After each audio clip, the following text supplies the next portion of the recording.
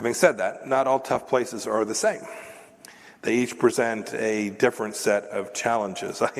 It reminds me, you would know this this is a bit of an aside, but in terms of how you think about problem sets, when I was a cadet, what's the cadet motto at West Point? You will not lie, cheat, or steal, or tolerate those who do. I was the CI director. We lied, we cheated, we stole. It was like we had entire training courses. It reminds you of the glory of the American experiment. And so when you deal with these countries, you have to just recognize they're not all the same. Some of these difficult, nasty places want to partner with the United States and just haven't gotten to the right place yet, just haven't been able to move their own institutions. And some of them may only be trying half as much as they ought to be trying, but they're trying to move in the right direction. That presents a very different way of thinking about how the United States ought to address them. In those cases, we ought to assist them. We should never shy away from calling them out. We have to be consistent. The State Department puts out every year a human rights report. It's just a compendium of bad acts around the world during the last 12 months. It's way too long a book. But you should look at it. We call out friends, we call out adversaries, we call out everyone in between.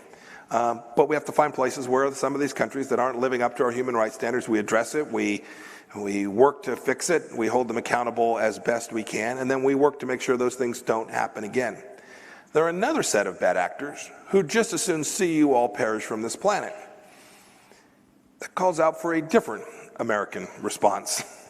And so sorting those through, figuring out exactly the right mix of American tools, diplomatic tools, economic tools, political tools, military tools, figuring out precisely what the right mix is the task that we engage in at the State Department, but we do it with all of our partners in the national security apparatus as well. So the leadership in the White House, the Department of Defense, the intelligence community, the Department of Treasury, we were talking about sanctions. All of those have an important piece of figuring out what exactly the right mix is. So just two things. One, we need to constantly evaluate if we have that right with respect to every one of those actors. Have we got the right balance? Are they still in the same place? Are they still making progress? Are they still serious about addressing these shortcomings that we identify?